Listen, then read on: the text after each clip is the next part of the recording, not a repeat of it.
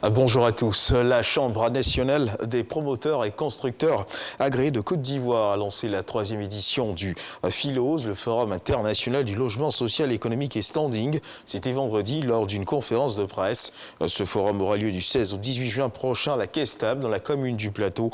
20 000 visiteurs sont attendus dans les 83 stands disponibles de cette plateforme d'échange et de réflexion sur la problématique de l'accès au logement. La première édition de la conférence dénommée Model United Nations, en abrégé, MERM, s'est tenue le vendredi au lycée international Jean Mermoz à Cocody en présence de l'ambassadeur de France en Côte d'Ivoire, Jean-Christophe Béliard. Placé sous le thème « La coopération internationale face aux défis migratoires et sécuritaires en Afrique et dans le monde », cette rencontre vise à créer un cadre d'échange chez les jeunes élèves et étudiants et développer leurs connaissances sur les questions d'actualité internationale. Jean-Marc Djadji. 90 élèves échangent sur les questions de migration et de terrorisme lors d'un conseil virtuel de sécurité des Nations Unies. Ils doivent faire des compromis, rédiger des résolutions et défendre les intérêts de pays en crise. Tel est le concept de la conférence MERM, Model United Nations. Ces jeunes diplomates de circonstance sont issus des lycées français Blaise Pascal et Jean Mermoz. Mon rôle au sein de cette simulation des Nations Unies, c'était le discours d'ouverture et le discours de clôture. Ça permet vraiment aux jeunes de prendre conscience des problèmes qui se passent actuellement, de prendre en compte les enjeux qu'il y a dans le monde, comme avec les migrations ou encore le terrorisme, et vraiment de s'impliquer et d'approfondir leurs connaissances sur ces sujets. Ce colloque se veut un cadre d'expérience du milieu diplomatique et de connaissance de l'actualité internationale.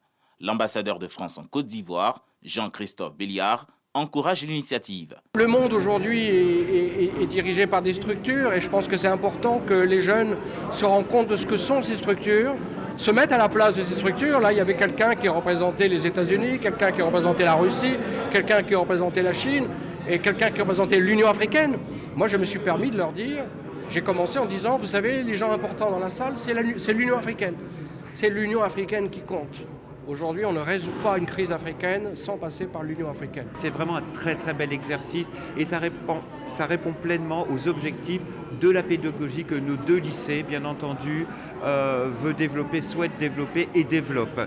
Plus d'une centaine de conférences du même genre sont organisées dans le monde chaque année. La toute dernière s'est tenue le 11 avril 2021 au Maroc.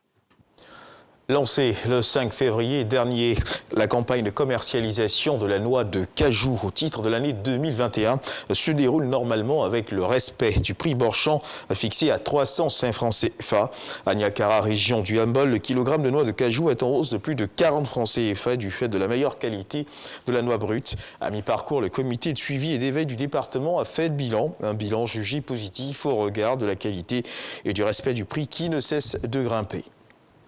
Dans l'actualité internationale devant une flambée des prix des denrées alimentaires observée en Afrique de l'Ouest, le Programme alimentaire mondial, le PAM, sonne l'alerte. À plus de 31 millions de personnes dans la région devraient tomber en situation d'insécurité alimentaire dans la région, un chiffre supérieur de plus de 30% à celui de l'année dernière.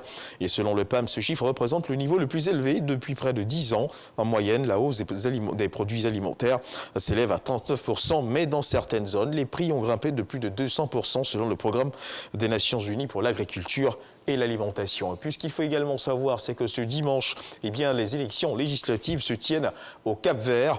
Les électeurs sont appelés à renouveler les 72 membres de l'Assemblée nationale dont est issu le chef du gouvernement.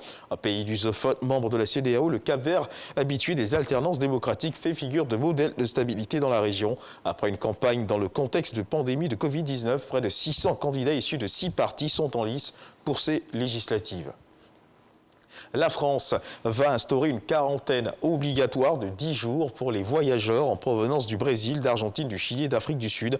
Face à l'inquiétude sur les variants du Covid-19, les vols avec l'Argentine, le Chili et l'Afrique du Sud sont maintenus alors que Paris avait annoncé dès mardi la suspension des liaisons aériennes avec le Brésil pour limiter la propagation d'un variant local baptisé P1, réputé plus contagieux et dangereux. C'est la fin de ce flash d'information. Merci de nous avoir suivis. Juste avant de refermer ce flash, j'oubliais, dans le cadre du Dimanche Magazine, aujourd'hui, nous recevrons le professeur Thié Mauman. Thié Mauman connaît directeur général de l'Université virtuelle de Côte d'Ivoire. Et avec lui, nous ferons un zoom sur cette université. Voilà, c'est la fin de ce flash d'information. Merci de nous avoir suivis. Je vous retrouve à 13h pour le journal.